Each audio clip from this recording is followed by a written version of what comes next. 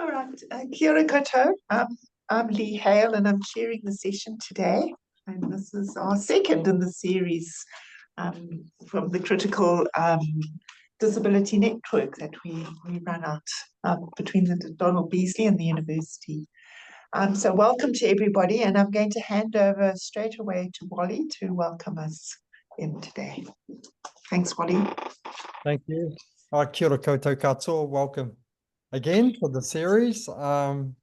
As I'm looking forward to this as much as everybody else online and who's in the house. So I'm going to start us off with a Māori formal welcome, which starts with the karakia. And then I introduce myself, where I'm from, and then I'll do a short mihi whakatau, which is a welcome. So I'll get started. Karakia. Tukua te wairua kia rere ki ngā taumata. Au arahi ia tātou mahi, me tā tātou whai i ngā tikanga a rātou mā. Kia mau, kia ita, kia kore ia, e naro, kia pupuri, kia whakamaua, kia tina, huie, taiki. Allow one spirit to exercise its potential, to guide us in our work, as well as in our pursuit of our ancestral traditions. Take hold and preserve it, ensure it is never lost, hold fast, secure it, draw together, affirm. Kia ora. He pepiha. Te parata te rangatira, kahutia nui te whaia tūpuna, mamaru te waka, maunga tani wha te maunga, mangata ore ore te awa. Te taitoke rau te whenua, ngā puhi rawa ko Ngāti Kahu te iwi, te pātu te hapu, te pātu te marae, ko Wally Noble tōku ingoa. My two ancestors, te parata and kahutia nui, left the shores of Hawaii on their waka mamaru in search of new beginnings and adventure. They eventually found their way into the mouth of the Hokianga Harbour in the far north. From there, my ancestors settled in the region of Te Tai Tokerau, Northland, creating our community in clusters of hapu and iwi. I am here today, Wally Noble, as a product of that adventure. Kia ora. Mihi whakatau, tēnā koutou katoa. He mihi mahana tēnei, ia koutou kua hui hui mai nei, i raro i te maru o te whare wānanga o Otago. Nā mihi nui ki te mana whenua o tēnei rohe. Ki ngā tangata whenua o Otago e pupuri ana i ngā tikanga o tēnei wahi tapu. Me te whakae, hoki ki te tiriti o Waitangi hei tūhinga whakaatu o tō tātou mātou. Kia nui ngā akoranga ka puta i tēnei rā, kia mau te mana he paumā ngō mātauranga ka tukuna ki e tahi atu. Nō reira, e aku darangatira, tēnā koutou, a tēnā tātou katoa. Greetings to you all. I extend a warm welcome to everyone gathered here today under the shelter of the University of Otago and Aotearoa, New Zealand. Acknowledgements to the mana whenua of this region, to the people of Otago who uphold the traditions of the sacred place and acknowledge the Treaty o Waitangi as our founding document. May our learnings be plentiful. May our mana underpin our knowledge we share with others on this day. To my respected gatherings, greetings to us all. I am also a proud Māori disabled person, and I support disabled communities through the mahi I do with the Donald Beasley Institute team. I think I'm going to now pass it on to Associate Professor Heather Felder. I think so, yes. Kia ora, kia ora. Kia ora, everyone. Kia ora, Wally. Thank you very Kia ora, much. Wally. Thank Okay. you. Just before you pass the baton on to Heather, I would like to introduce her first. Oh, sure. Go for it. No worries. So we're delighted to have Associate Professor Heather Felder from the University of Washington, which is in Seattle. I didn't realize that until we spoke at tea time. To be our first speaker today. You work in the Department of Rehabilitation Medicine and the core faculty of the Disability Studies program, and are an associate director for the Center for Research and Education on Accessible Technology and Experiences at the University of Washington. Your research is centered at the intersection of mobility, disability, ableism, and technology. Heather examines ableism, allyship, and disability equity in various contexts, particularly in health professions, education, and practice, in addition to studying the designs and impacts of mobility technology for children. So we're delighted when you came to the conference in Rotorua and were able to come down to Dunedin. And I'm sorry we've nabbed you to talk on one of the best days in Dunedin, summer-wise. But that's it, and your husband's having a wonderful time, and you're stuck inside talking to us, so we really, really appreciate it. So thank you very much. Thank you. Kia ora, everyone. Thank you. It is my honor and pleasure to be here today, and it was a wonderful opportunity to be able to get to meet you all and interact with everyone at the university and at DBI. I was very excited to meet Umi at the conference, and I am just delighted to be here today to share some of my work with you all. So with that, I will go ahead and get started. I did want to start with an acknowledgement of land and country. Where I'm from in Seattle, we acknowledge that the lands on which we live and work are the ancestral homelands and traditional unceded territories of Indigenous peoples who have been here since time immemorial. Specifically, the University of Washington acknowledges the Coast Salish people of the land, which touches the shared waters and tribes of the Duwamish, Puyallup, Suquamish, Tulalip, and Muckleshoot nations. And then here in Dunedin, I wanted to acknowledge the warm welcome and also acknowledge the traditional custodians of the land that we are meeting on today, the Maori people of New Zealand and the Otago. Am I saying that correctly? Otago, the Otago people. Recognizing the cultural and spiritual relationship to the land, waters, and seas, and the rich contributions to society, and would like to pay my respects to the ancestors and elders, past and present. And there's an image on this slide of some Maori art from a museum in Aotearoa, actually. So just a little bit more about myself, and thank you for that introduction, Lee. I am a middle-aged white woman with silver and blonde hair. It's very long today. I have on my blue framed glasses, a blue and white striped shirt, and I am wearing gold and silver hoop earrings today. As Lee mentioned, I have a couple of different roles at the university. I'm in the rehabilitation medicine department. I'm a physiotherapist by original training. My doctoral work is in disability studies, and so really my research and teaching is informed by both of those disciplines and the tensions that arise within those disciplines at times. I also am a proud member of the disability community. My disability is sensory, and that really shapes and also limits the perspectives that I bring to the topics that I'll talk about today.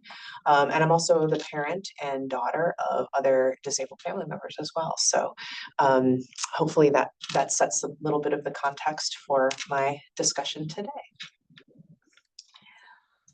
So one of the things I wanted to touch on with you all is I'm very interested in this idea of how disability is conceived of and presented in the context of healthcare education and practice, and specifically looking at both explicit and implicit bias with relation to disability in particular. And so on the slide here is just a couple of snippets from the research. When we look at within the US and across the world, really, when we look at healthcare provider bias toward disability. And what we know from thinking about explicit bias is that these levels of bias tend to vary, but among healthcare professionals tend to be a little bit lower. So explicit bias being what you can name, you can report on a survey, you kind of recognize that in yourself.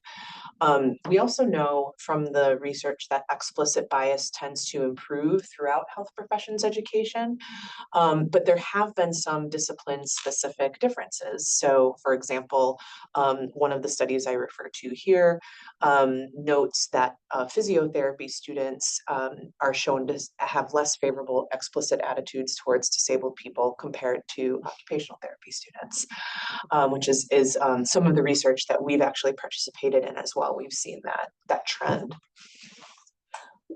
When it comes to implicit bias, however, that's that kind of under the surface bias that really is kind of ingrained in our social norms and our perceptions from society and kind of growing up in the world. And these are generally kind of subconscious, but they do affect our practices. They do affect our ability to interact with our community in specific ways. And what we know from the research specific to healthcare providers when it comes to implicit disability bias, we know that while explicit bias tends to be neutral or a little bit lower, implicit bias actually remains quite high compared to the general population as well as other healthcare professions. We also know that implicit bias is a little harder to crack, right? Because of its subconscious level, it doesn't tend to change much over healthcare education. And so that's something that I'm particularly interested in and seeing if we can move the needle a little bit there. Many healthcare providers believe they are not biased, but show consistent practice differences in terms of things like referrals, management of pain, equipment recommendations, things like that. We also know from the body of literature that there's a lot less research on implicit bias for healthcare providers than there is on explicit, because it's harder to measure. And the measurements that we do have tend to be flawed in and of themselves. And so one of the things that we have looked at in some of our past research is that relationship between explicit and implicit attitudes in healthcare. And when we see that kind of low to neutral explicit bias with high levels of implicit bias, we know that that impacts clinical care, as I mentioned. And so there's an image on the screen here. It's a purple circle, and there are a lot of different accessibility symbols around the bottom ring of the circle. There's a person with an amputation, an electric wheelchair, various symbols for blind or low vision.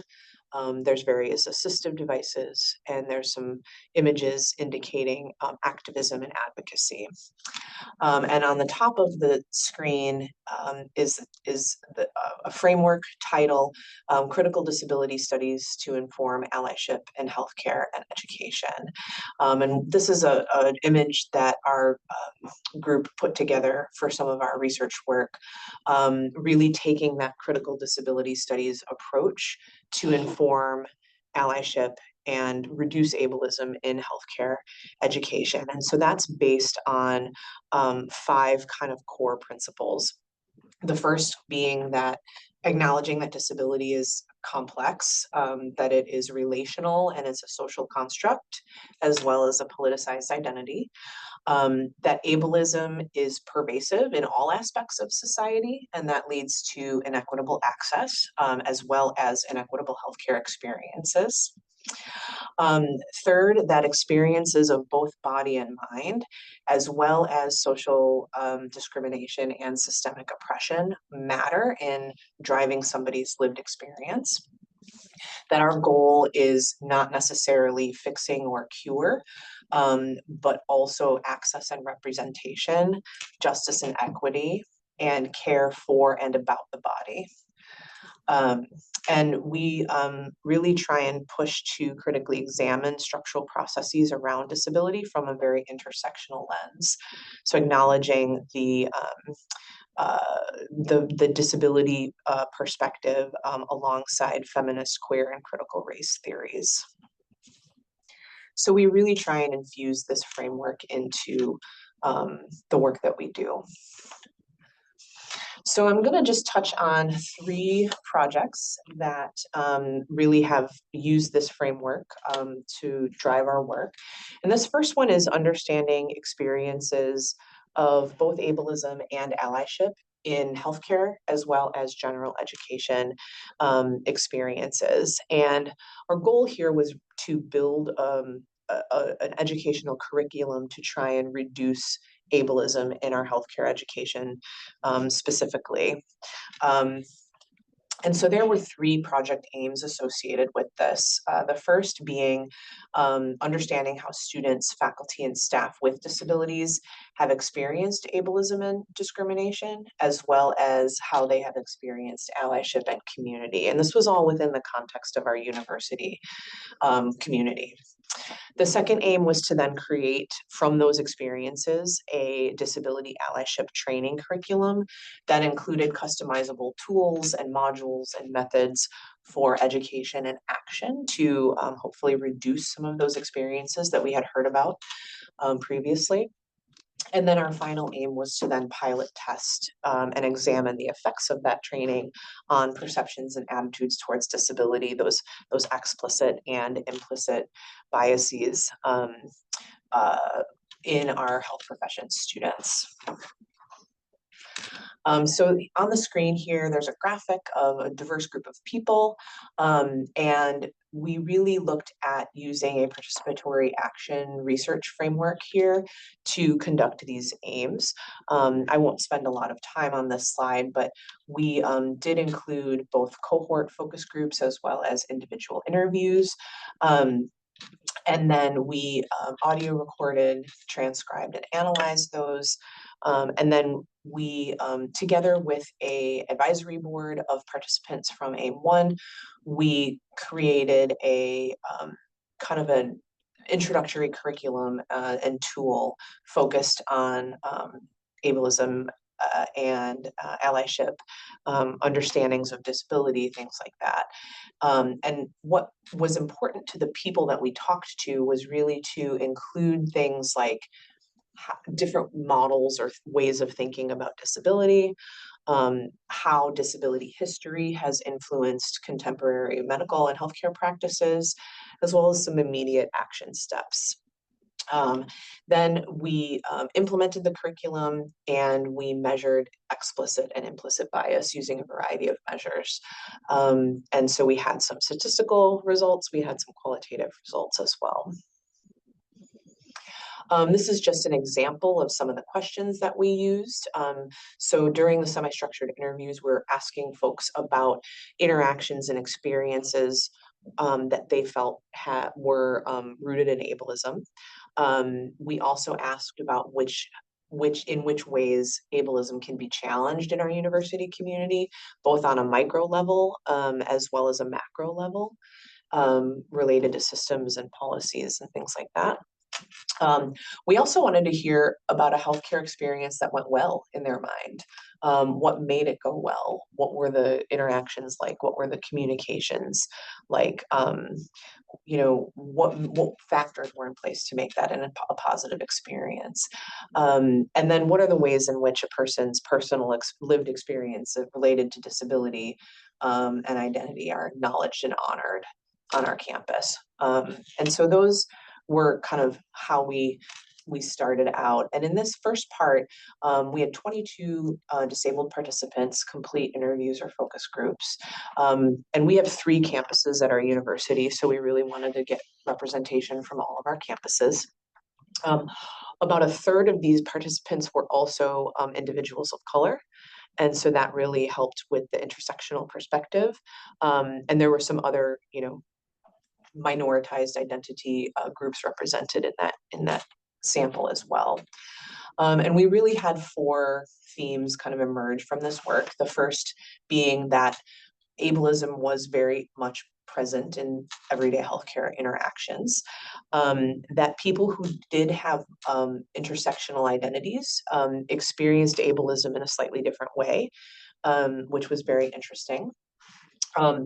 This was conducted during the COVID pandemic, and so really the influence of COVID surfaced a lot of ableism, as well as also in some cases enabled new access that suddenly became, the quote unquote norm to have a Zoom call or a Zoom meeting or do things remotely. Whereas, disabled people had been fighting for that kind of access for years prior. And then that final theme, we did hear about some experiences of disability allyship as well as kind of partnership building in the community. But the experiences of ableism far outweighed the experiences of allyship, unfortunately. And so this is just a quote, an example quote from one of our participants. This was a faculty member that talked about their positive interactions with healthcare providers. And this person said, for me, a positive interaction with a healthcare provider is just the communication side of it. Are they listening to you? Are they hearing what you're asking or what you're telling them? My experience is that I know more about my disability than my healthcare provider because I live with it every day. That's true for all disabilities, but it's hard, I think, for healthcare providers to understand and always guide you the right way. Healthcare providers that are really good, they listen because they know their limitations and they know they need to hear your side of it. This is just one example in a very rich data set that we then used to inform our part 2. And so this was the kind of development of our allyship curriculum, as well as our delivery of it. And this was a mixed methods process where we actually decided to deliver the content. We created the content with our advisory board, and we delivered it in 2 different formats. We delivered it in kind of a workshop format, like a single session workshop or in service. And it was about 2 hours of content that we had put together. And then what we also did was myself and one of our other project collaborators were teaching courses at the time that we implemented this curriculum. And so what we did is we infused that into our regularly planned course activities. So we delivered the same material, but we delivered it across and kind of interwove it through the rest of the content of the courses that we were teaching, which were disability which were disability focused.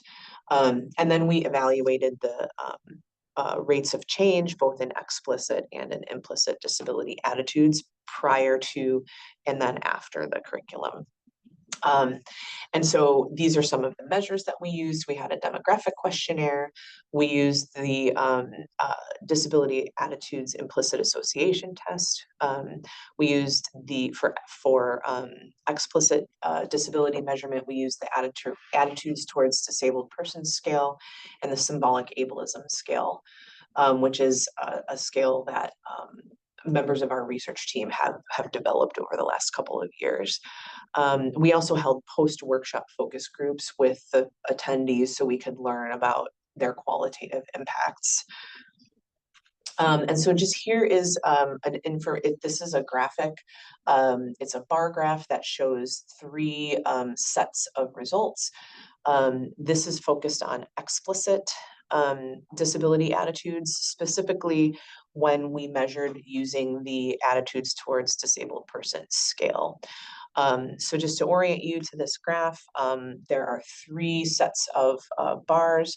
one from our workshop format and one from each of the 2 courses that we selected to deliver the content. And on the y-axis there is the score, the average score on the ATDP scale out of 100. And so the pre-test is shown in the lighter colored bar, and the post-test results are shown in the darker colored bar. And what we saw here was that this was a significant increase in positive attitudes towards disabled people as a result, or prior to and after the curriculum delivery. Now, this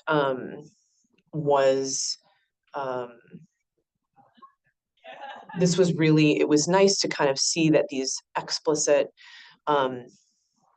improvements were reported. But I will say this was one of our only positive results, actually, which was a little disheartening.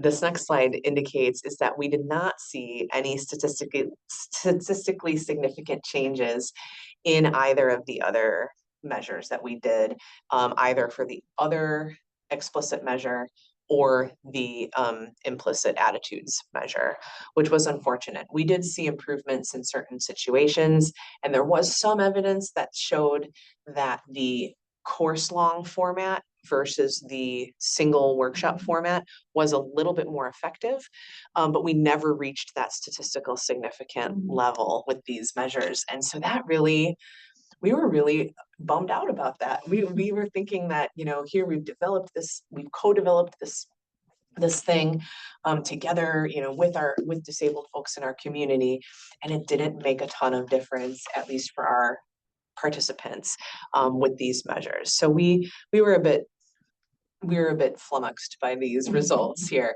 but not totally surprised, right? When you think about how challenging it is to chip away at some of those attitudes or some of that bias. So the key takeaways here is that we thought we would move the needle, and we maybe moved the needle a little bit in our small community, but we watched it get stuck really quickly. And so this is, again, not altogether unsurprising. We know that this is consistent with previous literature. But what really concerned us was that if a healthcare provider has an improvement in explicit attitude, which we did see on the one measure, that means that their implicit attitudes might even be more masked and might strongly continue to impact practice, right? And so this is an ongoing, kind of tough nut to crack that we're still hoping that we can find other, means of reducing that bias and those experiences of ableism. So that's the first project. We're still wrapping up with some of the focus group data analysis and still looking at some other things that we might be able to measure in terms of co-engagement with the disability community that might, move the needle a little bit further.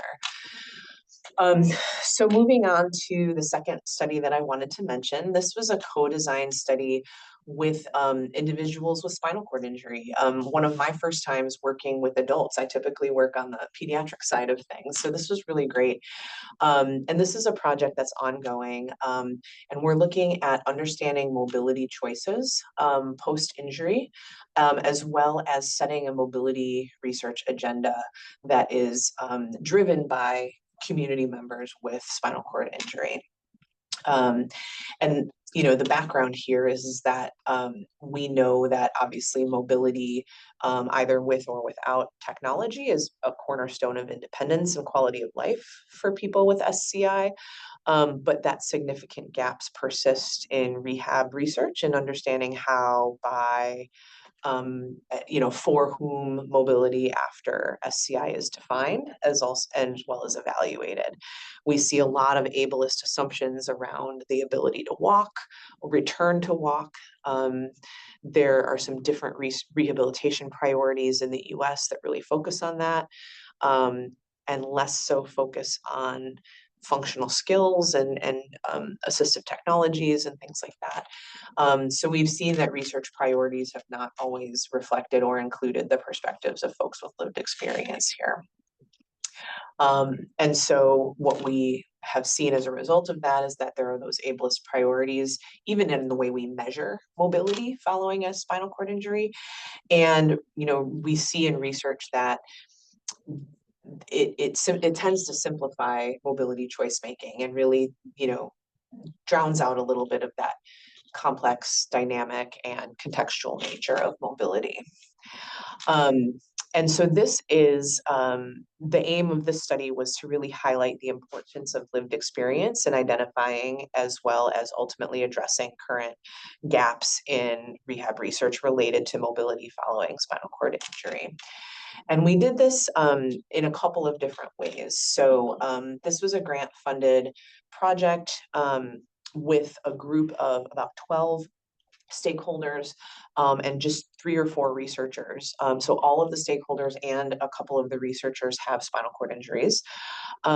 We have had monthly virtual meetings as well as a 2-day kind of hybrid meeting where several of us met in person and several of us joined by a Zoom. And that's the image in the circle on the right-hand side that just shows several of our team members at our hybrid meeting. And we have a variety of methods that we're using. And the one I want to just highlight today is photo voice. This is another really fun method that I've enjoyed using. And really this, the kind of summative quote that we like to use to describe this project is that, you know, the folks with spinal cord injury who are involved basically have told us we want to be partners in change, not just subjects, research subjects. So that's really powerful. And so this photo narratives are also from the Participatory Action Research Framework. It's a really simple tool to look at. You can use a mobile phone, or you can give research participants cameras and blank SD cards. It's really, photographs are accessible to, you know, most ages and abilities. And it really gives that visual impactful data that holds meaning across a lot of different contexts and empowers people in the research who are participating in the research as co-researchers. And so it kind of attacks that power dynamic a little bit that is often present between research participant and researcher. And so this is one of my favorite methods to use, and I've used this in a lot of different work. We gave folks a list of guiding questions to take pictures of, but we really said you have complete freedom to take whatever photo that you think is meaningful or that represents your mobility and participation. So this slide has just a couple of examples of guiding questions that we gave folks. Taking a photo of something that represents their mobility, something that supports you, some type of technology, taking a photo of something that is a barrier to your mobility, something that represents making a choice about your own mobility, as well as taking a photo that shows how mobility connects to your participation and social engagement. And so prior to that hybrid 2-day meeting, everybody sent in their photos and we put them in a slideshow together. And then at the hybrid meeting, we went through and everyone was able to narrate why they chose the specific photos that they chose, what was important or meaningful about those photos to them in their own words. And so we recorded those. We, together with another researcher, we put together kind of an initial thematic analysis, and then we presented that to the group for final discussion and approval. And then really, again, kind of made sure that we were accurately representing the experiences of the people that have lived expertise. And so these are 4 themes that came out of this project. The first was simple or complex tools for big impact. And this theme really represented the various adaptive and assistive technologies that folks use for daily challenges in an inaccessible world. to improve their quality of life.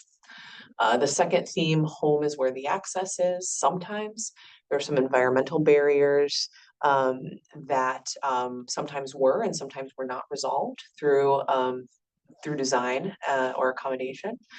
This third theme, out and about, built for everyone. This idea of that there are some public areas that did an okay job at accessibility, but sometimes it was a mixed bag. There were still quite a bit of barriers. And then this fourth theme, belonging, stronger bonds and stronger lives.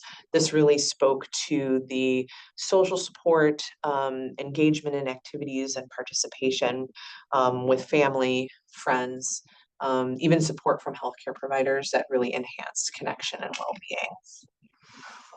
So I'm just going to share one example from each theme as we start to wrap up here. So this is a photo of an orange dressing stick that one of our participants used to get into the inaccessible high cabinets as a wheelchair user. She talked about how she received this dressing stick when her grandmother passed away and said, I'm never going to need that. And then she moved into this inaccessible apartment and was like, this is so helpful. I can get things down from my cabinets. I can get things in my closet. And she said, quote, I don't use it for dressing, but I use it for so many other things. It's low tech, but high impact for me. This second image is from the second theme, home is where the access is. And this image shows a green, grassy kind of area with a beautiful raised garden, kind of fenced in with raised garden beds that has a very clear, flat path around it. And this is from Victoria. She talks about how she used to do, before her injury, she used to do gardening at a community garden where she lives in Pittsburgh. It was never accessible to begin with. So after her injury, they did what they could to make sure that she felt included. But she goes on to say, my dad built me this one in our backyard. It's completely accessible. I can turn around, everything's flat. There are raised garden beds. And so I was just really glad. So that's just a beautiful representation of kind of universal design. This third theme here, this is from Shannon. Out and about, built for everyone, question mark, is the theme here. And she took this photo, shows an elevated electric train in Chicago. And there is an accessibility ramp, and she's driving her power chair up into the train from the ramp. And she said, it's cool that some of the stations are accessible, but you have to ask the attendant to go up with you and unlock a ramp. So there's these extra steps, that kind of invisible labor with disability here. And then this last one, this is a beautiful photo of Chris and his wife at their wedding.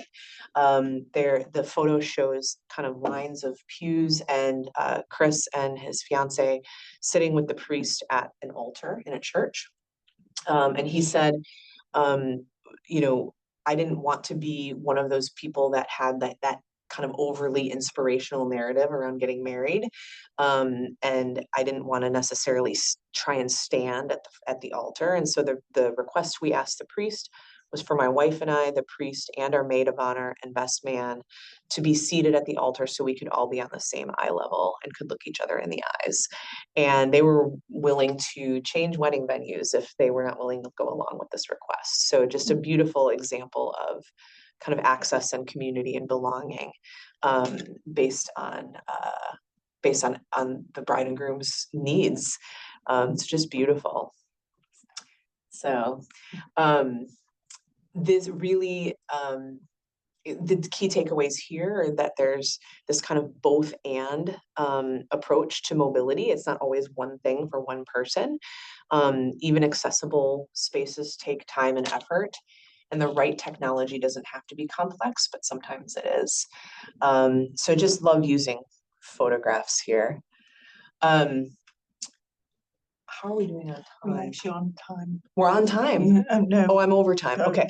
Well, this is the end. So we're just continuing on this kind of theme. This is a project that I just wanted to mention, but I don't have anything to really share here. We're just ongoing. where we're looking at relationships between rehab providers and self-reported health outcomes for people with mobility-related disabilities. So kind of continuing along that theme of investigating bias and such. So with that, just kind of some of the things that I'm working on and some of the results. So thank you all for listening. Thank you. Well, thank you for that. It was really good to listen and see the photographs were wonderful. We are actually eating into Rachelle's time. So perhaps if there's one burning question from someone. Yeah, I see somebody on the online raised their hand. Would you like to put your question on the chat or unmute yourself and share your question? Someone had a burning question online. So So burning them. I saw hands up. Shivani? Was it your hand up, Shivani, or a clap? Or the new Zoom functionality that if you move, it was the Steering hand. wheel. Yeah. Okay, so I've got a burning question there. yes, thank you, Rita. Could you just talk to us a bit more about that symbolic ableism scale? Oh, sure. I was interested in that. Like, what is it? Yeah, so there is, it's a unique kind of scale that looks at different types of ableism and kind of characterizes ableist experiences into things like well-meaning ableism, like the person who wants to help, and you know, or the kind of aversive ableism that where a person just doesn't want to deal with it and just doesn't want to address the fact that something may or may not be accessible, right? So there's kind of these different dimensions and labels. I'm happy to share the paper with you, but it kind of labels things as kind of that benevolent, well-meaning, aversive, you know, able people that, you know, just in terms of the characterizing different ableist experiences. They're not all mean, right? There's a lot of experiences that are, people are being very well-meaning, but they, you know, maybe like touch someone's assistive technology without being asked, or, you know, things like that, or they offer to help somebody do something that they're already doing very capably themselves, right? So talks a little bit more about that. Yeah. So it's, yeah. Thank you. Yeah. Well, thank you very much. We appreciate you coming all the way from Seattle to talk to us. That's very kind of you. My pleasure. Thanks for having me. Right, and I think we better move on. Seeing poor old Rachelle's on holiday and sitting talking to us. So, And your husband's birthday. and the birthday cake. So welcome, Rachelle. So Rachelle Martin's a senior lecturer in Rehabilitation Teaching and Research Unit in the Department of Medicine at the University of Otago Wellington, but actually lives in Christchurch. So hence our confusion this end. And as a researcher, as a physiotherapist as well, their background in neurorehabilitation physiotherapy, but as a researcher in rehabilitation and disability more widely. Rachelle is committed to enabling disabled people and those living with long-term health conditions to live the lives they choose. Her research focuses on developing equitable health-enhancing services, processes, and policies through collaborative co-design and participatory approaches. Key areas include designing services and systems that align with people's aspirations, evaluating interventions of equitable access and outcomes, and doing work to move towards a more enabling society. And is a very able lecturer because she lectures on some of my papers and the students always enjoy Rachelle's lectures. So I'm looking forward to your presentation today, Rachelle. Fantastic. Thank you. I just need someone to stop sharing the previous presentation so I can share. Is that Inge? Oh, Is this yours, Rachelle? No, no. Do you want me to share from my screen? I'm happy to share. Yes. Yeah. Cool. Does that one work for you? I think it's coming. Just takes a little while. Yeah, it's Mhm. Happening?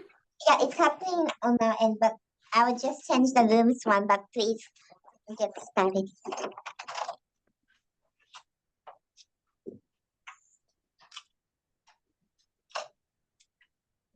How's that? Does that work? Fantastic.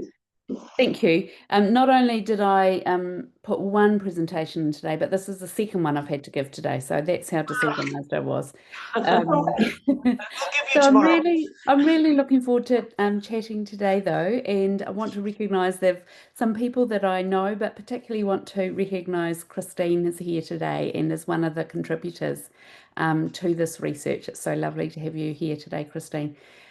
For this work, I'm sort of pushing out my thinking a little bit. This is sort of, I guess, my own thinking coming from the project. I've been reading a book, The Invisible Doctrine, The Secret History of Neoliberalism, to prepare myself. And this is partly my response to sitting in the National Housing Conference, the Australian National Housing Conference a couple of weeks ago in Perth. And hearing the kinds of things that people are talking about and thinking, what does change look like? How can we make change? And what does hope look like? Because, you know, we need a bit more of that these days, don't we? And so, yeah, so we're going on a journey of exploring ideas together today. So I'm hoping that's okay with you all. Can you remind me, Lee, when I need to finish by, just so I can keep an eye on We that? have 25 minutes, Rachelle. So Okay, so that's it's 20 past 1 by my watch. 10 past 1. Is that right? Oh, Okay. Sorry, 25 minutes. Yes, 10 10 past past 1. Yeah, no, that's good. That's good. Great Kia share. ora. So I just want to start first by sharing this karakia, which we found. We found it in a book, and we used it across our project in all our meetings. So, tihe Māori ora, ko Aotearoa tōko kāinga tūturu, ko tānei whakapiripiri tōko kāinga, ko te āhuru moai tōko kāinga. I hara taku i te whare rahi, I hara taku i te whare whairawa.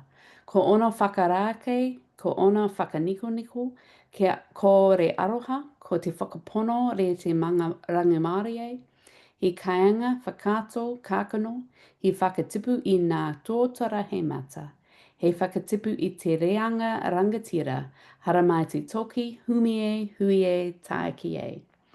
And it's a beautiful piece written about housing and home and what home means. It's from a book with lots of writings and reflections of people talking about their homes. And it's just been a really important karakia to guide our work. So I wanted to share that with you all today. And then a little bit about me, because I think that's a really important part in the New Zealand context also. And so firstly, to let you know, on the left, this is where I come from. So Tahakopa Bay and Papatawai, pretty amazing, isn't it? So that's down in the Catlins in South Otago, and our farm is on these cliffs at the top of this here. So we had our own private beach growing up. So it was pretty idyllic. And now I live in Otatahi near the Hallswell Quarry. And this is the view that I get on my walk at the end of every day, where I can walk for 4Ks around the quarry. So I feel very fortunate to live. I don't live with my 2 children at the moment. I do have a husband, but my children are in London and Japan. So we are kind of got not many children around and not enough to entertain ourselves. So this quote from a Leonard Cohen song is really important to me. There's a crack in everything. That's how the light gets in. And today's theme about contextualizing hope in the context of neoliberalism, I guess for me isn't about sweeping revolutions, because I don't have enough hope for them. But I think it's about finding light in systems that often feel really opaque, that feel exclusionary or feel impenetrable. And so what does hope look like if we're thinking about it in terms of finding, widening, and working in the cracks within systems? And so I guess these are some questions that I might want you to also consider as we chat today, and you might like to think about in your own work as well. What does it mean to find the light within and despite neoliberal systems, and how can we notice the cracks and protect them? And today I'm going to be framing hope as a quiet but persistent practice of naming and noticing and nudging. And I guess I'm arguing that these practices, particularly when they're co-produced alongside people who most need to find hope, can create small windows of change within otherwise rigid systems. So the link to neoliberalism is that disability housing within Aotearoa is shaped by neoliberalist architecture, one that frames access as an individual responsibility, defines success by efficiency or throughput, and often, very often, ignores relational, cultural, and emotional dimensions of what it means to be at home. So here's just a little bit of a picture of some of the ideas that I'm thinking about when I think about housing and neoliberalism. We've got policies that are shaped by market logics, efficiency, choice. We've got housing considered as a placement rather than a home. So people are placed in housing. We have needs reduced to funding categories and technical specifications. And as I mentioned, this marginalisation of relational, emotional and cultural needs. So we've got a market first regime. We've got housing is priced and governed as an asset. And we've got Western policy frameworks which privilege this efficiency, risk management, and individual choice. So in this system, responsibility and transaction costs invariably land on disabled people rather than on collective community. On top of that, we have very limited accessibility mandates within New Zealand, fragmented systems. We've got landlords, many of them private, who want to minimise their perceived risks. And we've got a market that's underproducing accessible homes. So we know there are some levers that could potentially shift some of these things. Universal design mandates, co-governed commissioning, integrated budgets, all sorts of things might potentially make some changes, but very difficult to make those happen in a whole system way, certainly at the moment within New Zealand. So it's all a bit depressing. So I want to tell you a little bit about some great stuff I've been working on with disabled people over the last 3 years. So you can see I've put in red the website, www.flourishingtogether.co.nz, if you want to go and find more information. But I'm just going to quickly go through the project pretty quickly today so that we can end by talking a bit more about the naming, noticing and nudging. This project started because in my work with disabled people, when I kept saying, what is it you most want to research? What is most important to you? They said, we would like a more enabling society. And for that to happen, we need to be able to have our voices heard and listened to. And either we're not consulted about things, or if we are consulted, it feels really tokenistic. And we're often asked, do you like the colour of the font? Or, how does this image speak to you? Rather than anything meaningful. On the other hand, my daughter was a policy advisor working for MB in the tourism space, and her job was stakeholder engagement. And she was saying it's very, very difficult to do stakeholder engagement. We have to do it at speed. And then we go out and we might run a focus group, but we only hear from 5 or 6 people. They're often the same people. So it's the similar voices all the time. And what we end up with lots of individual stories, but as a policy person, it's very hard to make sense of those individual stories at speed in order to make something useful. So this was the gap we were trying to sort of address with this research. And the focus of it evolved over time. So eventually we basically wanted to co-design some different tools that might be useful to help bring disabled people's experience and expertise to the fore so that their knowledge could be synthesized and prioritized and presented in a way that it could then be picked up and used more meaningfully by policy and policy people and practitioners. All right, so essentially there were sort of these two aims side by side. So as researchers, we were really interested in this broader question of how do we better include disabled voices in policy discussions. And over time, the discussion with the disabled people said the policy area that we want to focus on is housing and home. So that's why we ended up with that particular focus rather than transportation or health or some other topic. And then over time, even more, they focused the topic focused on how can we experience choice and control. So there's lots of rhetoric within New Zealand around choice and control, but how is that actually experienced and lived? How do people enact and feel that they've had choice and control in their housing and home choices? This is what we did across the 4 years. Now, this looks neat. Actually, it was chaos, absolute chaos. But this looks beautiful and nice and linear. I actually often describe the process of trying to put an octopus into a string bag, and every time you get one tentacle in, another one slips out. So that's the metaphor I go for in this work. But essentially, as you can see, we've got the two objectives, top and bottom, and then we've got the 4 phases. So the first phase was like generating some initial theory around what is it that would support you to be accessing a home that works for you and you can sustain.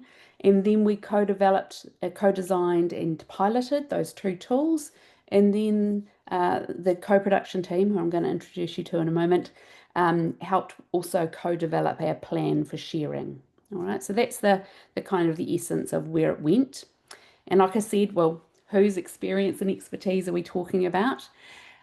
What I first want to say how helpful it has been for us to look at Macfarlane's Braided Rivers framework for understanding the necessity and the opportunities for sometimes considering knowledge, streams of knowledge side by side, and sometimes bringing them together. So for instance, we were needing to think about sort of the social model of disability with a focus on autonomy and independence alongside tangata whaikaha Māori who talked about collective housing situations and interdependence and what it means to live collectively. So sometimes those things were in tension with each other and around housing and home and choice. And then we have policy, which is also a very Western framework that you're thinking of, which is neoliberal. So you've got these kind of different ways of viewing and valuing knowledge and we were constantly thinking about how we needed to, at the times when we need to look at it together and times when we needed to have it separate. And for those who are international, two-eyed seeing is another framework which is often talked about. I think this out of a Canadian context with First Nations people there, where they talk about two-eyed seeing. So yeah, just to say that that's been really key part of this whole process. If you look at the main researcher group, we've got a certain gender slant, I would say. We are all amazing. This isn't all of us either. But I just want to show that even within that group, there was a lot of intersecting identities. So firstly, we came from lots of different universities, so we tried intentionally to bring in those of us with different skills and expertise in different areas. These were the people who experience disability and brought partly, that experience and expertise to the table. These are people who were tangata whakaha, who are Māori, sorry, not tangata whaikaha Māori, Māori. Actually, all of them were tangata whaikaha Māori. No, Kirsten wasn't. So Kirsten has grown up in a deaf household and has great experience of disability. The others are tangata whaikaha Māori. We also had design skills that we brought in to the team, which was really important in this process as well. Can't speak highly enough of working alongside designers from the outset. So this is just some of the co-production team. And there was actually about 40 that we worked with across this project. We do describe it as a bit like a sushi train. So our job in this project as researchers was to continue to offer sushi and keep it fresh as it went around, and people came to the sushi train either independently or in groups at different times. Some people wanted to take a small amount of sushi and engage with it, and other people wanted to be able to stay for a longer period. Just to give you a sense of the scale of their involvement, though, because it is really significant. So we had about $30,000 to pay people for their contribution over the project. I think it may have broken the economics person's brain at Otago when I tried to get the payments out. But anyway, that's a whole nother process thing to talk about. So yeah, $30,000. People probably gave on average 40 to 50 hours across the project, but some people gave over 100 hours. Some people gave 5 or 6 hours, all right? But most people were in that 40 to 50 hours, 50 to 60 hours. So significant contributions from people. And when you look at the ways they were involved, they were very much, co-producing, co-designing, co-analyzing, co-interpreting, it was very much a shared project throughout. And what we tried very hard was for the research team to provide the momentum, but for the disabled people to have the experience and the expertise. One thing that made that really helpful was they actually did have the expertise. So none of us knew much about housing. That was incredibly helpful because we had to keep asking questions again and again. What does that mean? We genuinely needed to learn there. And so, yeah, just a reflection. I really like the idea of going in as a non-expert and being able to really listen. It's a very clear way to shift the power dynamic very quickly. All right, so as I mentioned in phase one, the co-production team, who were about 15 at this point, sort of came up with their own ideas around what would impact their choice and control around housing. And we used a lot of different ways of I'm talking forums, online meetings, phone calls, interviews, chat groups on social media to sort of gather a whole range of data here. This was just one of the visual illustrations that was capturing what does a home look like, how, what supports you to be able to have choice and control. And then from that, we refined the question. So this was a realist piece of work. So I was really interested in what works in what circumstances and how for which people. And so realist framing to allow tangata whaikaha Māori and disabled people experience choice and control and enact choices. And for tangata whaikaha Māori, the focus was on mana motahaki, which, we were really clear to keep those different kupu phrases in there because they had different meanings for different groups. Concerning housing and home, kāinga and papakāinga, needs and preferences for individuals, people and their whānau. So big long question, but that was very much what we were focusing on through the next steps. And based on what people had shared in that first phase, these were the kinds of things they felt most impacted on choice and control. So everything from urban planning, building codes, tenancy rights, through to entitlements, navigation support, funding, but how things were done, ways of working. When I go to an organisation who's supposed to be supporting me, how does that process work? Down to the behaviours and actions of others. What are their assumptions about how I might want to live or how I can live? What is society's assumptions? What's my family's expectations for me? So the behaviours and actions of others. And then finally, financial security as a whole. If you've lived on a low income for a very long time, then you've got very limited options. So as you can see, quite broadly, often when I talk, people think I'm just talking about, you know, accessible bathrooms or things like that. No, this was quite broad. Yeah. So the two key tools that we developed was an accessible qualitative survey. Now, this survey was a platform already in use in the UK, being developed by Accessible Surveys alongside International Disability Alliance. But we worked with them to make it more suitable for qualitative data collection. And I'm happy to talk with anyone about this. Whaikaha have just used this tool for getting consultation on the New Zealand Disability Strategy refresh as well, and have found it to be really useful. So we added a voice memo function so people could just talk their responses rather than having to type things in, but it's got all the accessibility features. We also translated it to New Zealand Sign, Te Reo, and easy to read English so people could access it in whatever way. And then the co-produced literature review was disabled people engaging with literature. All right. So I'll chat about that. So the survey, I'm going to have to go through this very quickly looking at the time. So I'm going to I'll share these slides and you can go through with them later. But essentially, as I said, there was a survey.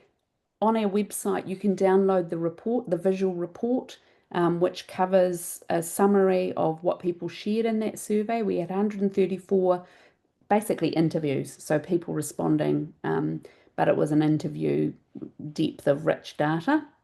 And then for each question, we've summarised some of the quotes from different respondents.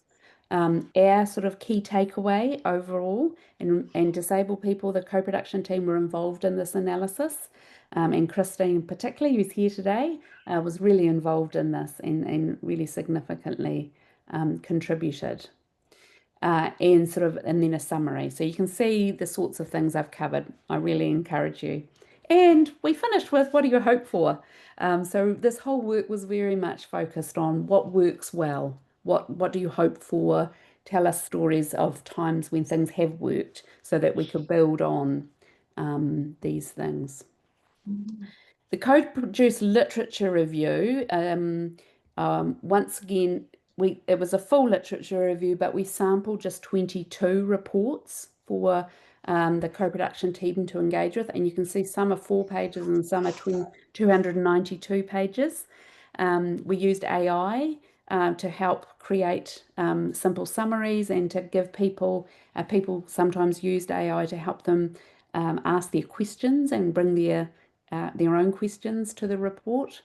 But the process was co-designed between Faye O'Sullivan, who's a design student at Massey, and the co-production team. So they worked out the process that they were going to use. There's a whole thesis linked on the website that you can go and download if you want to have a look at that thesis. And because it's a good design thesis, it's presented on Miro rather than in a book. So it's actually quite fun to read.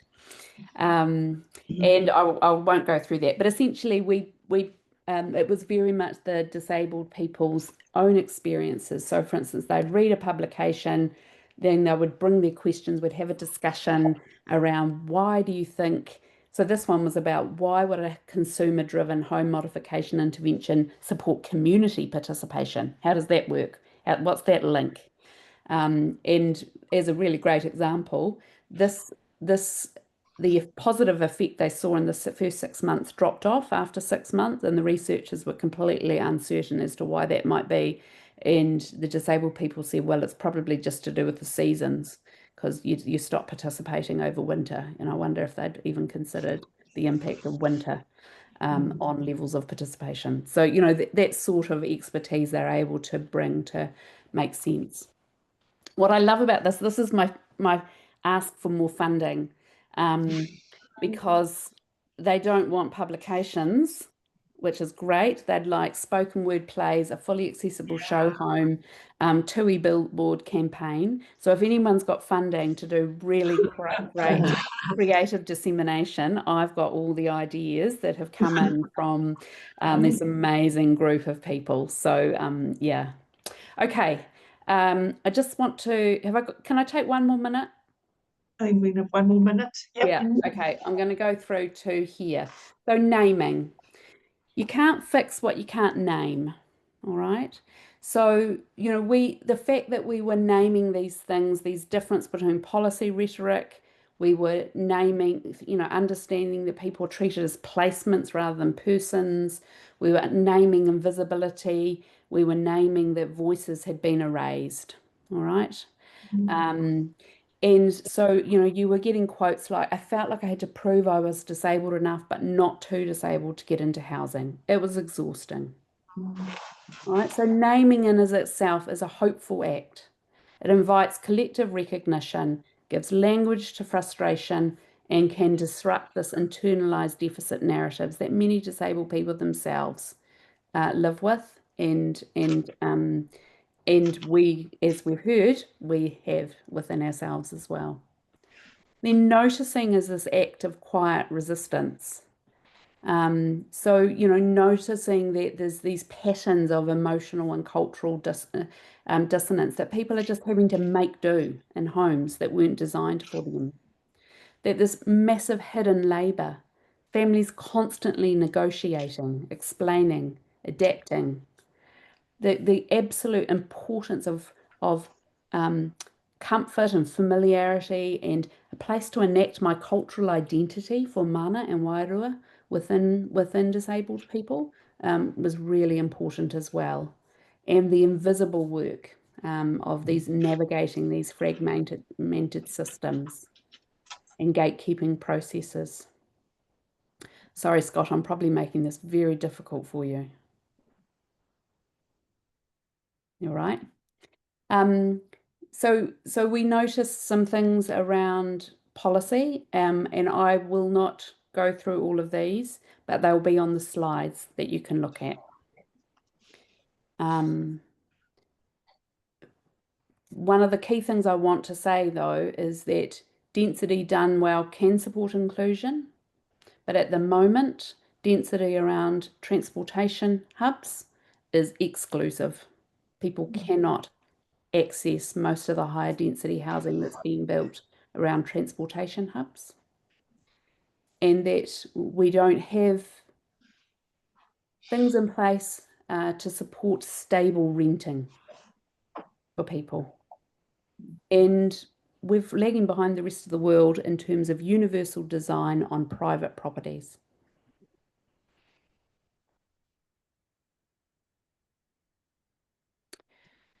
But noticing is also a hopeful act.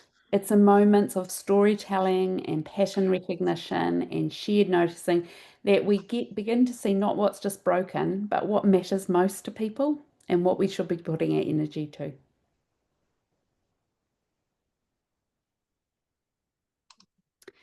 And then nudging.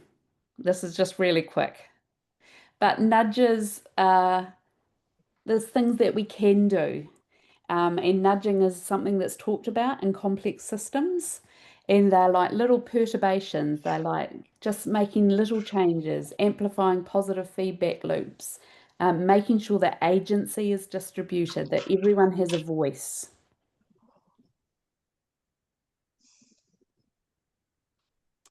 And so from this work, I think, this is my own thoughts, I think we've reframed what home means for disabled people.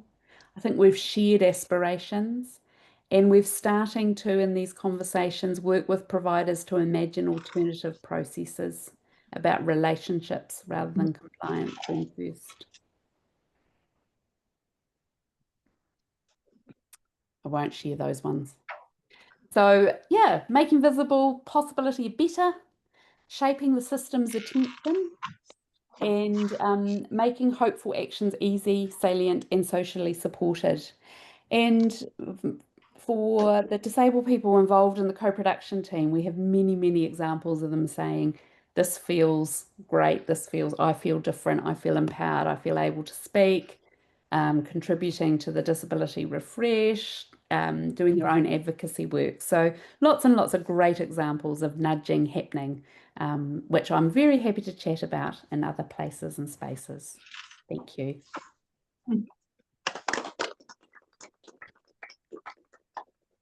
Rachelle, thank you very much. I've heard you were doing this housing project, but goodness, what a lot of work.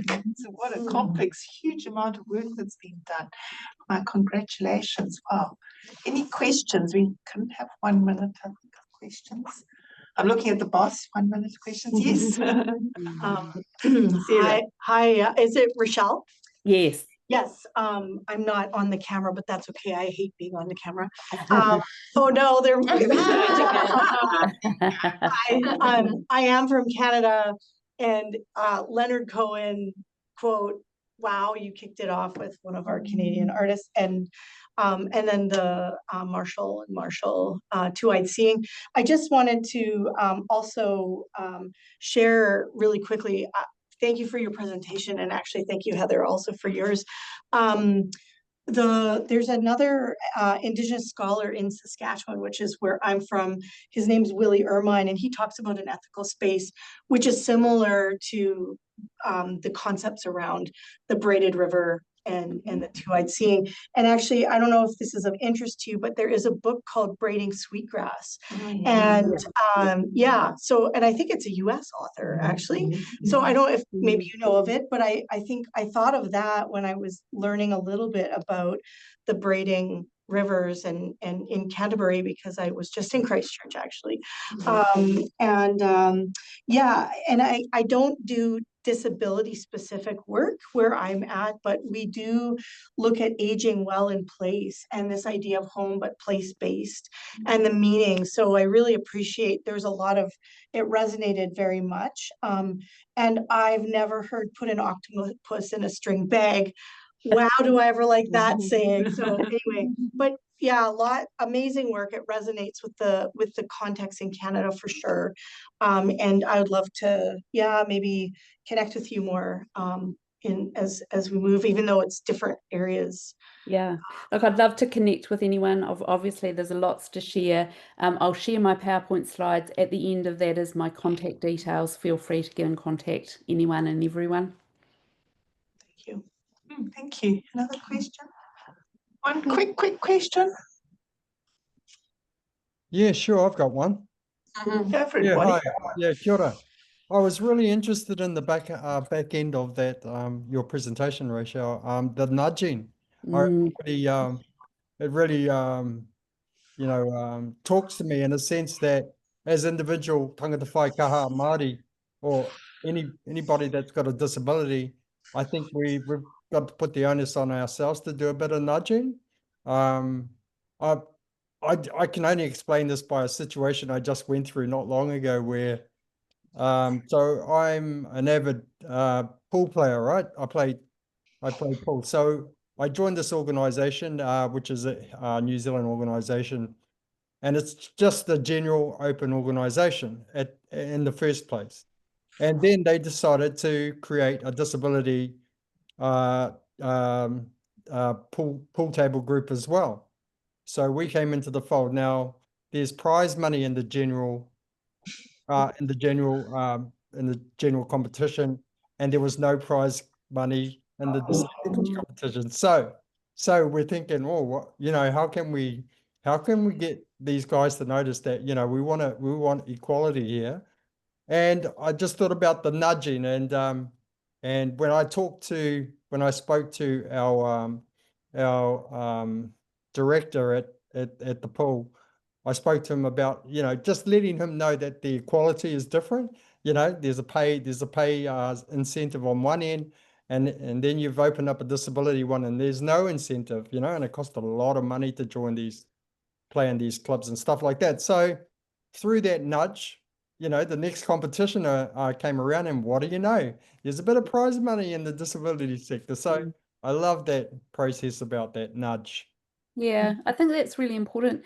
Wally, when we started the project, you know, when you look at housing system, when I look at the housing system, it's complex, it's overwhelming, feels intractable. How are we going to change anything? So over this whole process, we talked a lot about this complex system. We talked about every person has some ability to control or influence some part of it. We just need to like break it down a little bit into manageable parts. So when we started, disabled people were often saying it feels overwhelming, I feel disempowered, or we just need a different government and I just need more money.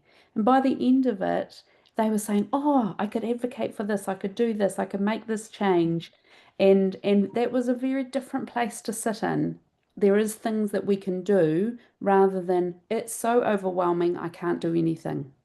And so those nudges are really important. And now you've made one nudge at the pool. I reckon you've got your next one lined up already, haven't you? And Chris, you got your hand up? Everyone. I know that the process of nudging can be very useful. For example, in my capacity as policy advisor with Disabled Persons Assembly, I've been involved in writing many submissions on housing issues, and one of them was to the Dunedin City Council as part of the long-term planning process, and we backed their proposal to build more community housing, and we really pushed for universal design accessible housing to be a part of that.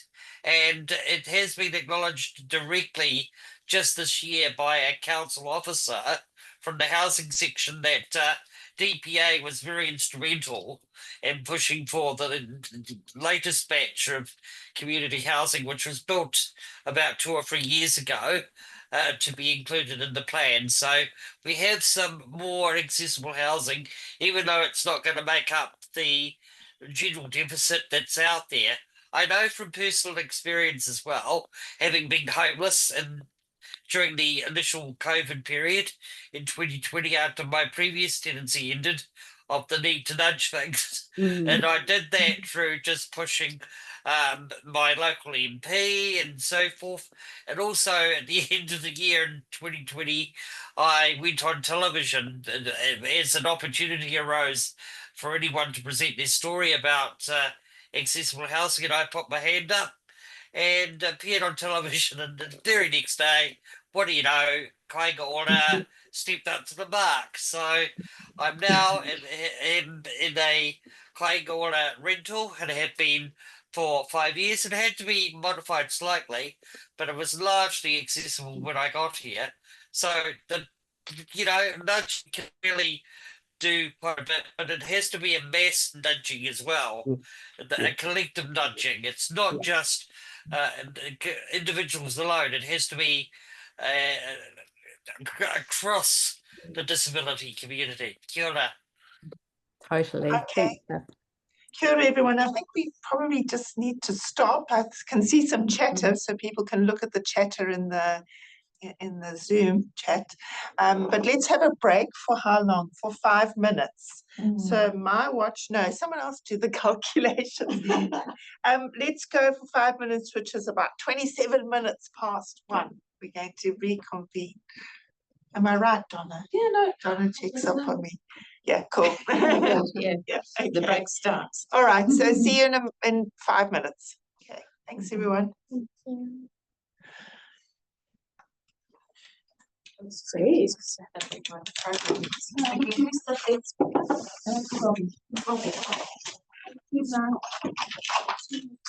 That's right. I think I'm okay. I will go use the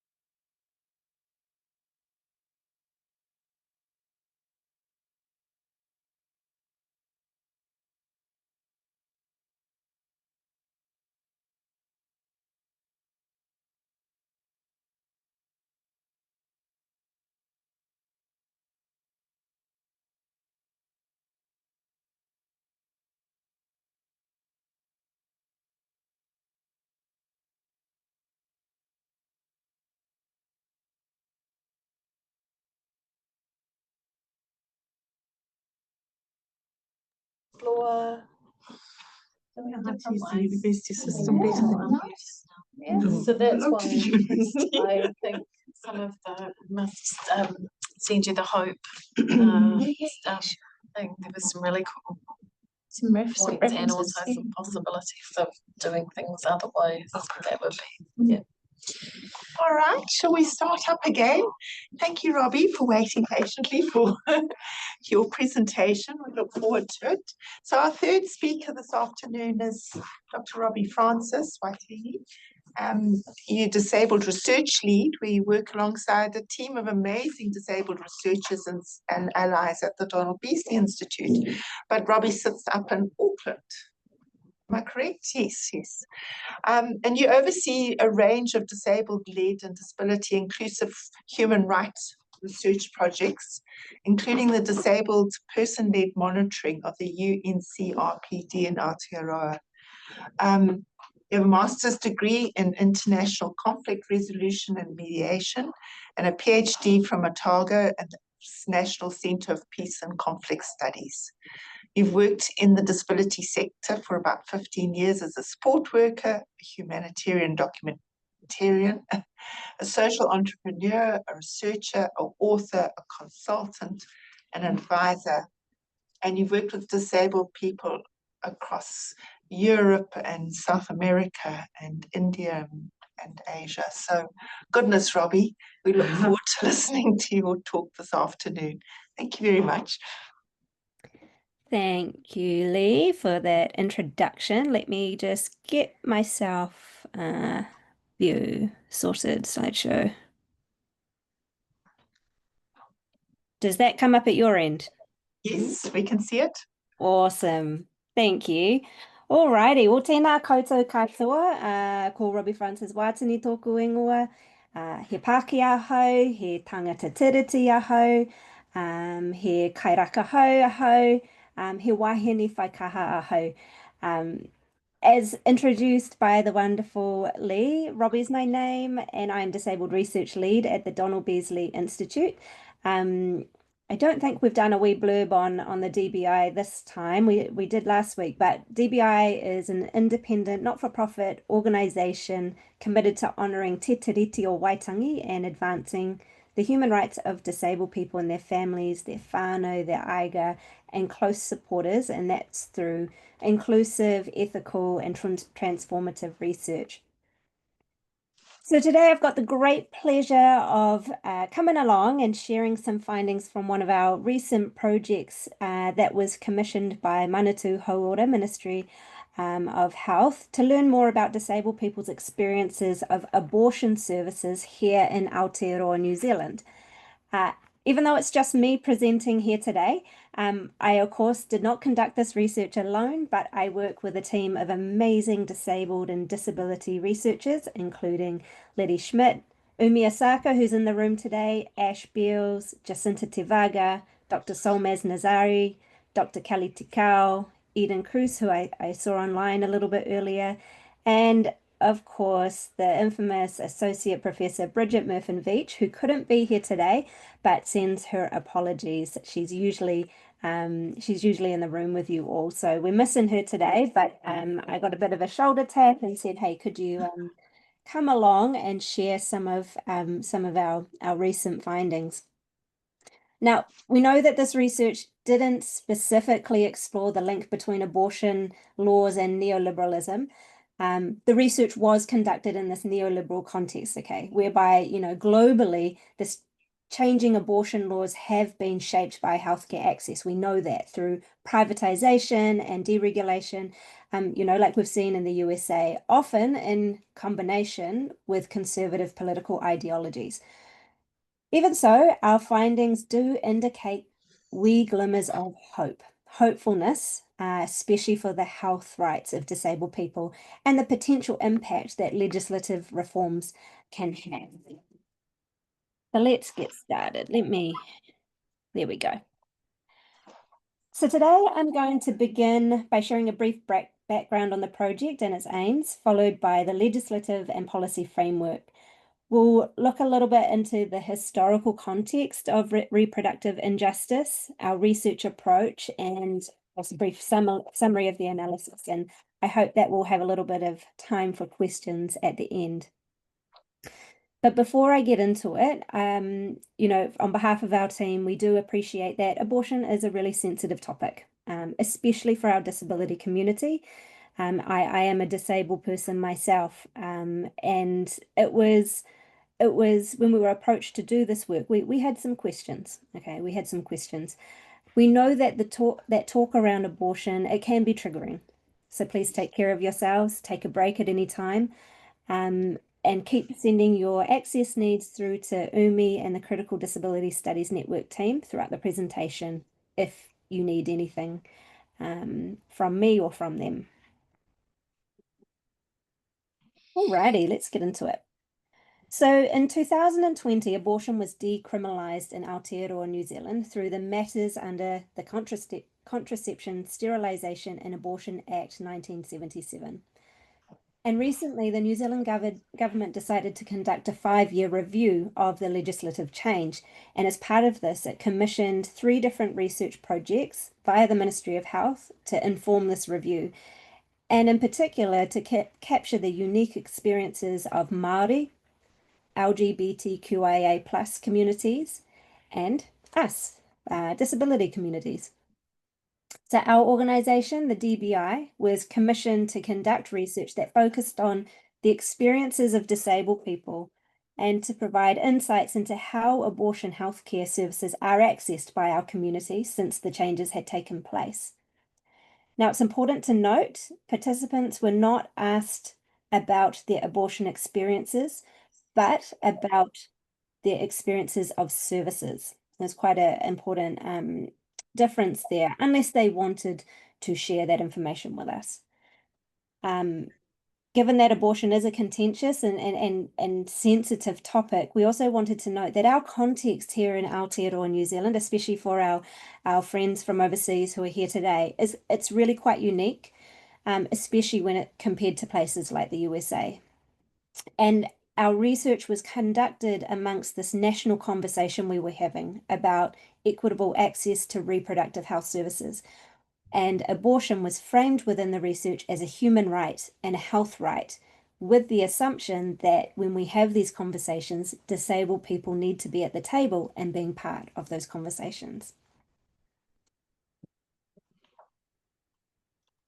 Here we go. So underpinning this research was a framework of international and national treaties, conventions, legislations. So as you'll see listed on the screen here, first and foremost, that was Te Tiriti o Waitangi, our founding document, the UN Convention on the Rights of Persons with Disabilities, the New Zealand Disability Strategy, not the refreshed one, but the 2016 to 2026 one, Ngā Pairewa Health and Disability Services Standards, the Nairobi Principles on Abortion, Prenatal Testing and Disability, and of course, what the whole research was centered around was the Abortion Legislation Act 2020.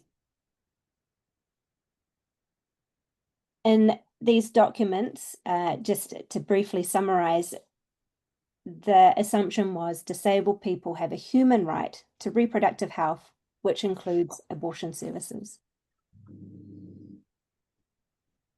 So when we began this research, one of the most important considerations is how this work would be situated within a eugenics history and reproductive justice context. You know, we were deeply aware that our community has experienced a complex history when it comes to reproductive justice or injustice, as the case may be. The relationship between abortion and neoliberalism is also very complex and debated from this way and that. For example, some have argued that the focus on market principles, privatization, and individual responsibility actually creates contradictions that can restrict abortion access. Whereas others have contended that while neoliberalism promotes individual choice, this can be undermined by policies that reduce public services and shift care costs to individuals. And this disproportionately harms already marginalized populations, such as disabled people. Conversely, supporters of abortion rights sometimes frame access as a matter of neoliberal-inspired autonomy and freedom of choice. So with these complexities in mind, we started this research with an integrative literature review to explore some of these and other ideas. Now, as you might expect, when exploring the topic of disability and abortion, the literature is overwhelmingly dominated by discussions of eugenics.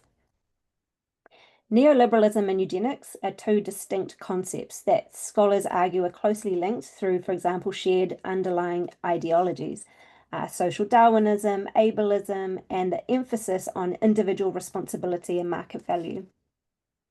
Now, we know that eugenics theories and practices were prolific throughout the 19th and 20th centuries. You know, reproduction of certain groups was supported, while reproductive freedom of groups considered unfit for parenthood was discouraged. And disabled people were one of the first groups that were targeted by these harmful eugenic policies.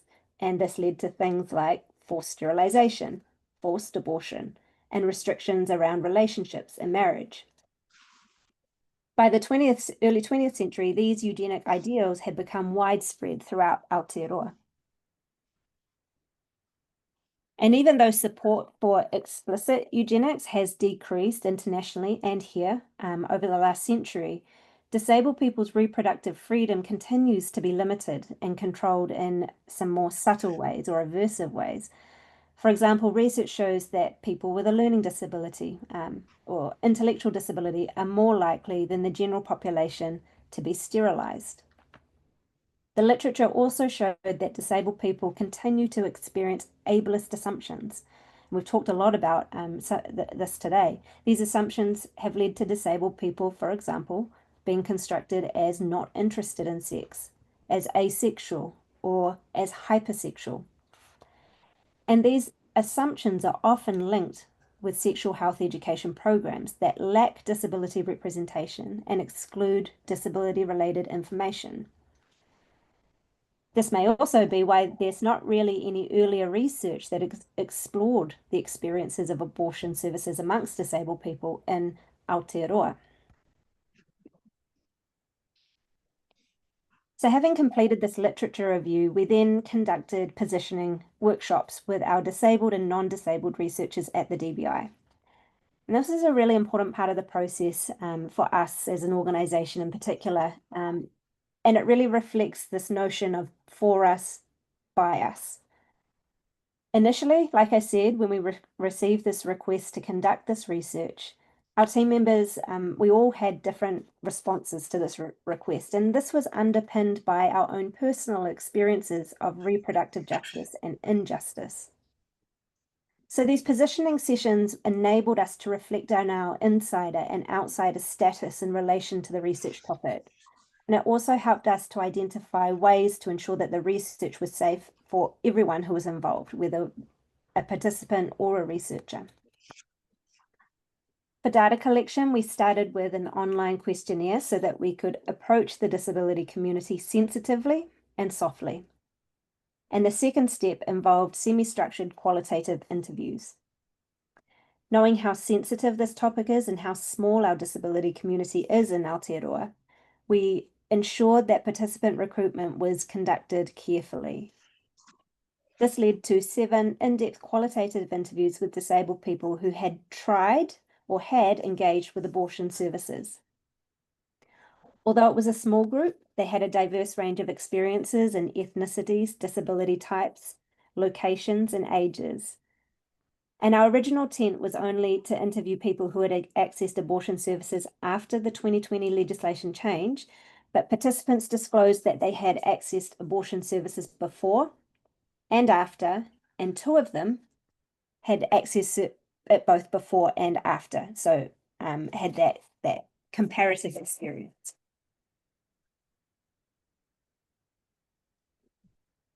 So the Ministry of Health, who commissioned this work, really wanted the research to focus on the impact of the 2020 legislation change.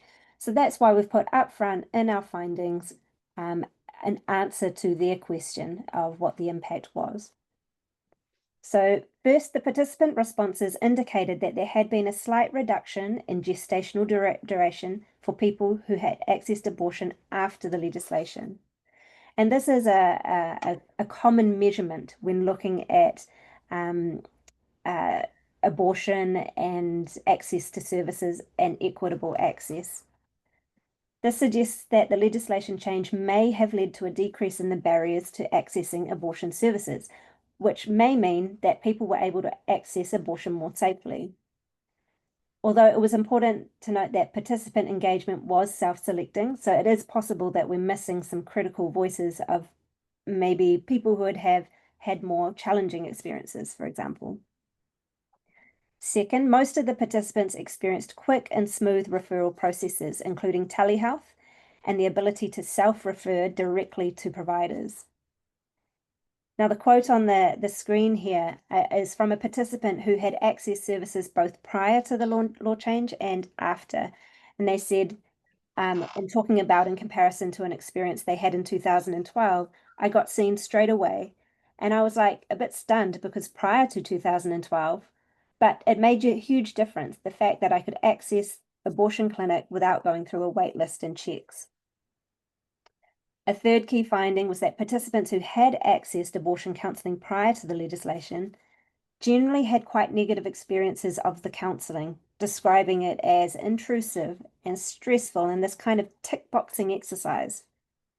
On the other hand, participants who had accessed it since the legislation change described more positive experiences and appreciated being given the option of counselling and that feeling that not everyone needed counselling. So as such, the participants who accessed abortion services after the decriminalisation of abortion shared that their experiences were often positive.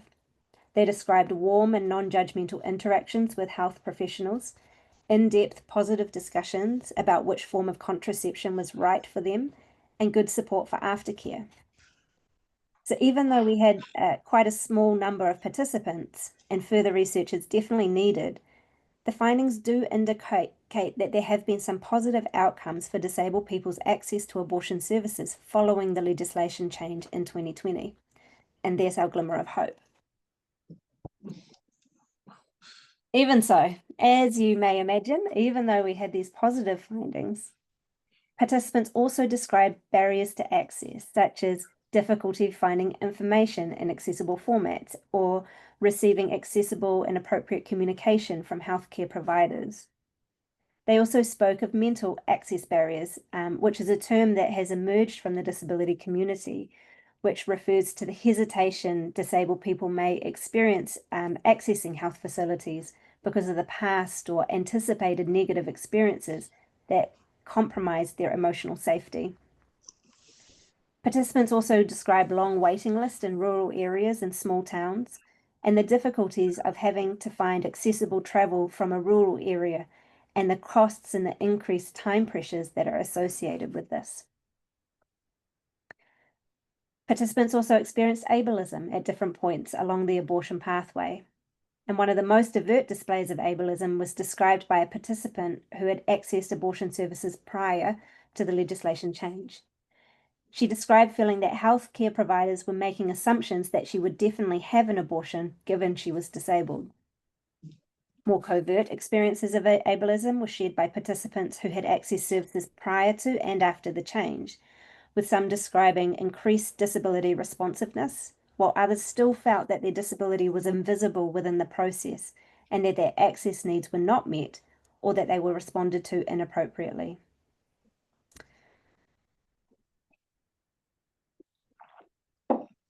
Brings us to the report's recommendations and moving towards a more equitable and inclusive service provision in New Zealand. Now, while we know that our context is very different from other countries, we found that here in New Zealand, we have already started this shift and that there is power and impact in legislative reform. But we know that further steps are needed to make abortion services more equitable and inclusive of disabled people, including increased disability rights training for healthcare and abortion providers, and increasing the accessibility of the services themselves. Participants identified key approaches that contributed positively throughout their experiences. This included a relational approach. Participants really valued relationships they had with healthcare professionals throughout the pathway, including with general practitioners, their doctor, their GP, abortion providers, counsellors, and the notion of having a continuity of care. They valued choice and control, the ability to have autonomy throughout the pathway, a person-centered approach, services that could be responsive and flexible to their needs and those who engage with them, because all of the participants who talked to us had different access needs and needed different things throughout the process. So being person-centered was extremely important. Cultural safety and responsiveness was also high on the list, inclusive of both Māori and Pasifika knowledge and responsiveness, as well as knowledge and understanding of disability culture. So equitable abortion services, in conclusion, equitable abortion services, according to the participants, should implement or be underpinned by these key approaches as part of their practice. So I've just given you a very brief overview of the findings of this report. Of course, the report is much bigger and in depth. It was released earlier this year on the Ministry of Health's website, along with the two other reports that I talked about, which explored the experiences of Māori and Pasifika women and people and LGBTQIA plus people. And you can access the full reports through the QR code or the link on the screen. And just as a last point, the dissemination of findings is critical. The participants told us it is important for disabled people to be able to openly discuss disabled people's access to services, including abortion services, as part of reducing the stigma and shame. And as the quote on the screen says, "I'm grateful for the opportunity to be involved in this research. I would love this to be out there for other deaf women to not have to go through what I went through. And just awareness, you know, that having an abortion doesn't make you a bad person." So I'll finish this with our DBI whakatauki, which is a Māori saying, which has been written for our organisation, and it helps us convey is the values in which our organisation operates from, which says, "Whakarakatira te takata, aha koa kōwai, aha koa nohia. Respect and treat all with dignity, irrespective of who they are and where they come from." So that concludes the presentation. Thank you all. I think we have a few minutes for questions, if there are any. Thank you. Are there some questions first online? Not yet. Not yet. Anybody got any questions? Rachelle, you look like you're ready to ask a question there. No.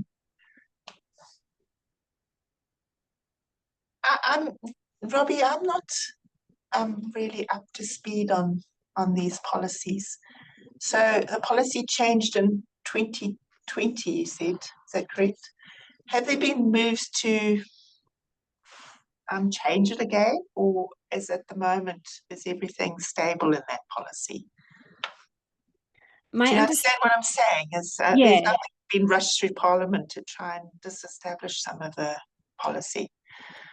No, so my understanding is that no, the response from the review of the 5-year review has been generally fairly positive, and that there hasn't been any moves to make changes, either progressive or backwards changes to that legislation in the recent times. But there may be others in the room who have more insight on that than me.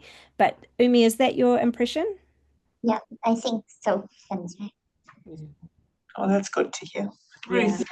I just add, though, that it's vulnerable as a politically attained right to private member skills, and that then is vulnerable depending on who's elected into the House. And so people do sometimes have a bee in their bonnet to produce either a more liberal version even, or a more conservative version. So I always wonder about shrining it as a right. I think it's a good idea to think on rights, but it's the problem that you run into is when some people suddenly just don't class you as in that group of people who have the capacity to have a right. And when it's a right, it's a politically contested thing. So there's a lot of work. But I think it links back Robbie, to our topic, like this is the work of hoping, isn't it? And this is like keeping an eye on things, noticing and giving the nudge, as Rachelle was saying too, that's where we can do it. Yeah. Yeah, and just goes to show the importance of having disability-led data and evidence for when those when the potential risks do come up, and we know that there are other countries who are having those conversations right now. So to be invited to do this research was really fantastic. That disability wasn't just an afterthought, that it was up front and center, and that there was such compassion around the complexities of thinking about this as disabled people who had and hadn't had abortions amongst our team. So it was treated with the utmost respect, and I think that's where the power lies, is in the process and the methodology, that there was value seen in taking that approach. So I'm hoping that this is this will encourage more disability-led research and disabled people determining the agenda of research that is about us and for us. So. Yep, do I have time to ask a question? Thank you, Robbie. That was really fascinating. And obviously, in the US, we are struggling with a lot of these rights-based and legislative changes, not only around abortion, but also around disability rights. And it just very much resonates. And I appreciated your tie-in to eugenics. And that's something that we talk a lot about too within the healthcare space, right? That eugenics has this undercurrent of how we treat disability in healthcare spaces and in many contexts. And I'm wondering for you whether it came up in this research specifically related to abortion services. Was there a sense that eugenics, eugenics is so clearly tied in with abortion rights and sterilization. Was there a sense that eugenics was a bigger part, also like a bigger part of people's experiences, in addition to what they specifically spoke to you about with abortion? Yeah, I think we we are able to openly discuss it in New Zealand, which is a good thing. But when you do, especially through our work at the DBI, through other, especially our monitoring work, when we monitored Article 25 of the Convention on the Rights of Persons with Disabilities and Disabled People's Right to the Highest Attainable Standard of Health, we did see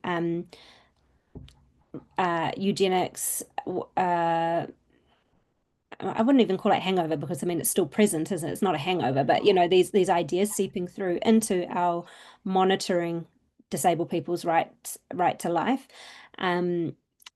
Just to give you an example, when I presented this at the gynecology expert people, RANSCOG as it's called in New Zealand, conference earlier in the year, I was approached by someone who said, yeah, we don't, from a medical perspective, we don't talk about it openly, but we're constantly having conversations behind closed doors about who is who deserves healthcare. She was someone I'd gone to school with who has experience of disability in her family, and she was particularly she wanted to share that every day she's hearing medical professionals talking about who deserves treatment based on their socioeconomic status, their ethnicity, their disability, their life choices. So while we like to think that as a country we're fairly progressive in these spaces, I think if you dig a little deeper, you will find some pretty strong eugenics ideologies underneath the surface. But I invite others to share. We've got some health experts in the disability sector on this call. Umi, what are your thoughts? Maybe we might have to do it on another time. Can we keep it for next Friday? Sorry, because I'm just conscious of the time. So I'd like everyone to acknowledge our 3 speakers today. They've been fantastic. So thank you very much. Really good. And I hand over to Wally. Thank you to close us out. Kia ora, Wally. Kia ora. Okay. Karaki. Kia ora te marino. Kia whakapapa Pounamu te moana. Kia tere te karo hirohiro hi I mua I tō huarahi, haumie, huie, tāukie. May peace be widespread. May the sea glisten like greenstone. May the shimmer light guide you on your way. Join, gather, and affirm as one. Kia ora. Kia ora. Kia ora, everybody. Thank you very much. We'll see you next Friday. Do you want that slide up again? Do you need it? No, don't worry. Okay, see you next Friday. Thank you. See you next Friday.